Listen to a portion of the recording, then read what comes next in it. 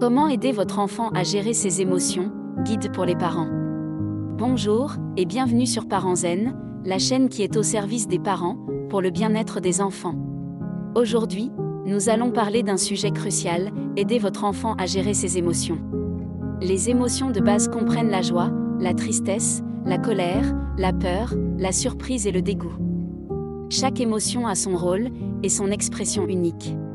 Comprendre ces émotions est le premier pas pour aider votre enfant à les gérer. Deuxièmement, reconnaître les émotions. Apprenez à votre enfant à identifier ses émotions.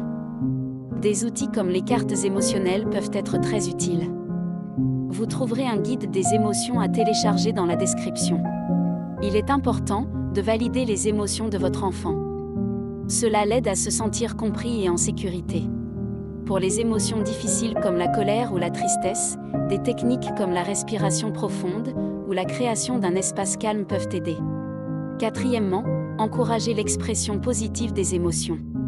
Encouragez l'expression artistique ou le jeu pour permettre à votre enfant d'exprimer ses émotions de manière positive. Présentez un dessin ou une activité artistique liée aux émotions. L'expression des émotions doit être un processus naturel et non forcé. Je vous cite les émotions principales. Joie, manifestée par des rires, des sourires, une excitation. C'est souvent la plus facile à identifier. Tristesse peut survivre à la suite d'une déception, d'une perte ou du sentiment d'être incompris. Elle se manifeste par des pleurs, un retrait social ou un manque d'intérêt pour les activités habituelles. Colère, résultat souvent de la frustration, de l'impuissance ou du sentiment d'injustice. Elle se traduit par des crises, des comportements agressifs ou de la bouderie. Peur peut être provoquée par des situations nouvelles, des bruits forts ou des changements soudains. L'enfant peut se cramponner aux adultes, pleurer ou éviter certaines situations. Surprise et curiosité, réaction naturelle face à de nouvelles expériences ou découvertes. Les enfants apprennent beaucoup en observant leurs parents. Montrez-leur comment gérer vos propres émotions de manière saine. Par exemple, si vous êtes frustré, verbalisez-le calmement. Je me sens un peu frustré en ce moment, mais je vais prendre quelques respirations profondes pour me calmer. Renforcement positif. 1. Encouragement et compliment.